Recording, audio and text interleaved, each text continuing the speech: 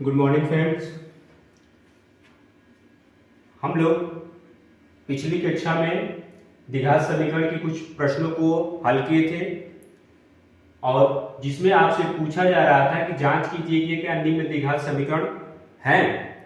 तो हम लोग उन क्वेश्चनों को हल किए थे और शेष एक या दो क्वेश्चन छोड़ा गया था जिसमें यह था कि आप उनको सॉल्व कर लीजिएगा।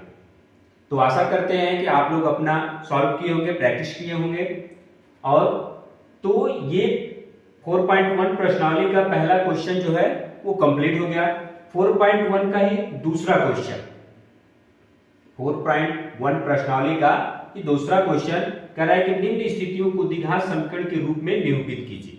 जो कुछ दिया है उनको कह रहा है कि द्विघात समीकरण के रूप में निरूपित कीजिए, द्विघात समीकरण के रूप में बनाइए। तो जिसमें दूसरे का पहला क्वेश्चन है, फर्स्ट निम्नलिखित स्थितियों को द्विघात समीकरण के रूप में निरूपित करिए। कह रहा है कि एक आयताकार भूखंड का क्षेत्रफल, एक आयताकार भूखंड का क्षेत्रफल जो दिया है आपका वो कितना दिया है, 528 मीटर स्क्वायर, 528 मीटर स्क्वायर। क्षेत्र की लंबाई, आयताकार जो क्षेत्र है उसकी लंबाई मीटर में दिया है और चौड़ाई दोगुने से एक अधिक है। कह रहा है कि क्षेत्र की लंबाई चौड़ाई के दुगुने से एक अधिक है। क्षेत्र की जो लंबाई है वो चौड़ाई के दो गुने से एक अधिक है। हमें भूखंड की लंबाई और चौड़ाई ज्ञात करनी है। तो क्या कर रहा है, क्षेत्रफल, क्षेत्र की लंबाई, क्षेत्र की लंबाई, भूखंड की जो क्षेत्र है उसकी लंबाई जो है चौड़ाई के दोगुने से एक अधिक है, चौड़ाई के दोगुने से एक अधिक है। तो माना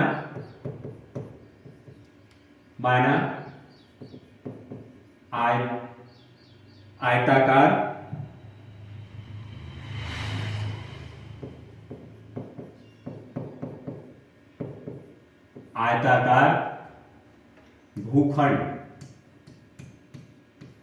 भूखंड के क्षेत्र की लंबाई x मीटर।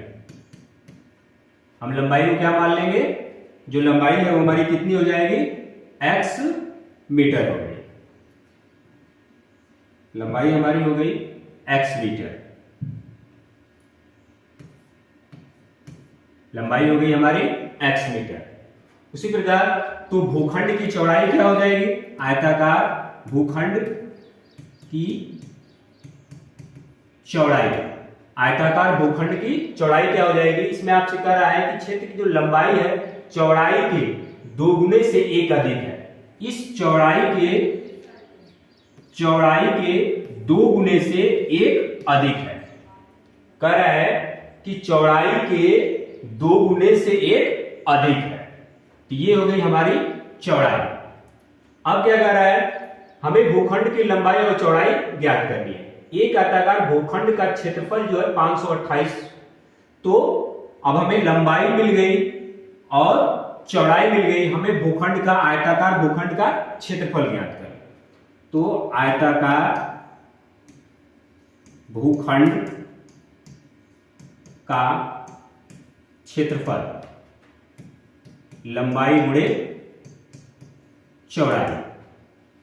लंबाई कितनी है हमारी, x मीटर है। चौड़ाई कितनी है हमारी, 2x + 1। ये हो गई हमारी चौड़ाई।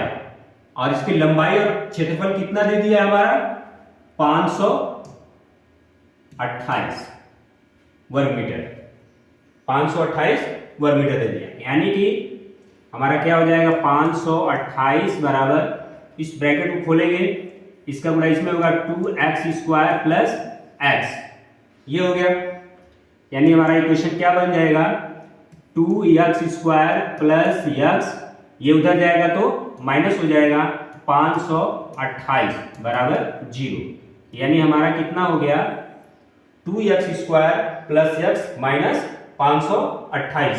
हमारा देखिए द्विघात समीकरण के रूप में आ गया, ax² + bx + c = 0। ये द्विघात समीकरण के रूप में स्थापित हो गया। हम लोग से बस इतना ही कह रहा था कि निम्न स्थितियों को द्विघात समीकरण के रूप में निरूपित कीजिए। इनको द्विघात समीकरण के रूप में निरूपित करना है, तो द्विघात समीकरण के रूप में निरूपित करने पे हमारा प्राप्त होता है 2x² + x - 528 = 0। ये हमारा हो गया पहले क्वेश्चन का सॉल्यूशन। फिर अगला क्वेश्चन है आपका,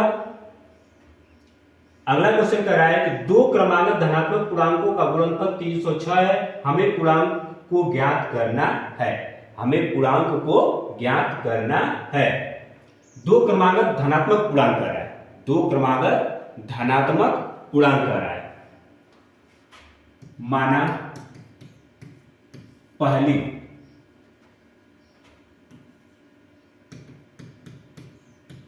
धनात्मक पूर्णांक, पूर्णांक क्या मान लेंगे कि x है।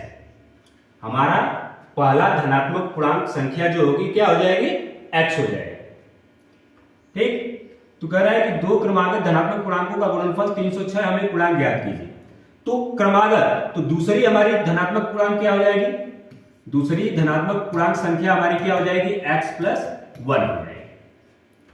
हमारी पहली हम लोग मान लेंगे धनात्मक पूर्णांक जो है x हो गया, तो दूसरी धनात्मक पूर्णांक संख्या जो हमारी होगी वो क्या हो जाएगी, x + 1 हो जाएगी। इस प्रकार इन दोनों का कह रहा है कि गुणनफल, इन दोनों का गुणनफल कितना है, 306 है। तो दोनों का क्या दिया है, गुणनफल, गुणनफल यानी कि इन दोनों का गुणनफल करेंगे, यानी कि x गुणे क्वेश्चन में x + 1, ये हो गया आपका। दोनों संख्याओं को गुणा कर गुणनफल कितना हमारा 306 है, बराबर। इसका कोष्टक खोलेंगे, इसका गुणा इसमें भी होगा और इसमें भी होगा, यानी कि x² + x हो जाएगा। तो x² + x ये उधर जाएगा तो -306 हो गया। यानी हमारा जो प्राप्त हुआ समीकरण वो x² + x -306 प्राप्त हुआ। तो ये क्या हो जाएगा, उधर क्या बचा हमारा 0, यानी कि ये ax² + bx + c = 0, यानी ये द्विघात समीकरण को समतुल्य आ रहा है। देखिए ये x², ये b की वैल्यू और ये c की वैल्यू, यानी कि हमको सिर्फ इतना कहा जा रहा था कि द्विघात समीकरण के रूप में निरूपित किए, हम लोग द्विघात समीकरण के रूप में निरूपित किए। आगे चल करके यदि इन द्विघात समीकरणों को हल करना पड़ेगा तो हमें x की वैल्यू प्राप्त हो जाएगी। जब x की वैल्यू प्राप्त हो जाएगी तो हम उन पूर्णांक संख्याओं को भी निकाल सकते हैं। लेकिन फिलहाल अभी तक हम लोगों से यही कहा जा रहा है कि द्विघात समीकरण के रूप में निरूपित कीजिए, तो हम लोग द्विघात समीकरण के रूप में निरूपित करेंगे। अगला क्वेश्चन है, रोहन की मां उससे 26 वर्ष बड़ी है। रोहन की मां उससे 26 वर्ष बड़ी है, उसकी आयु का गुणनफल अब से 3 वर्ष पश्चात 360 हो जाएगी। मतलब कह रहा है कि उसके आयु की गुणनफल, मतलब रोहन की मां उससे 26 वर्ष बड़ी है, मतलब कि रोहन की मां जो है रोहन से वो 26 वर्ष बड़ी है, उनकी आयु का गुणनफल अब से 3 वर्ष बाद, प्रेजेंट टाइम से 3 वर्ष पश्चात जो है 360 हो जाएगा। दोनों की आयु का यदि गुणनफल करेंगे तो 360 हो जाएगा। हमें रोहन की वर्तमान आयु ज्ञात करनी है, तो हम लोग लगाएंगे, माना रोहन की वर्तमान आयु जो है x वर्ष हो गई। रोहन की जो वर्तमान आयु है वो x वर्ष हो गई। और उसी प्रकार तो रोहन के मां की जो है वर्तमान आयु क्या हो जाएगी, कराएगी उससे 26 वर्ष बड़ी है, यानी कि जब इसकी आयु x वर्ष है तो वो 26 वर्ष बड़ी है, यानी कि x + 26 वर्ष हो जाएगा। ये 26 वर्ष जो है वो क्या है, बड़ी है। अब कह रहा है गुणनफल, आयु का गुणनफल जो है आपसे 3 वर्ष पश्चात आयु का गुणनफल जो है 360 हो जाएगा। तो 3 वर्ष पश्चात हम लोग आयु निकालेंगे। 3 वर्ष पश्चात रोहन की आयु, आयु क्या हो जाएगी हमारी, 3 वर्ष पश्चात जो है रोहन की आयु क्या हो जाएगी,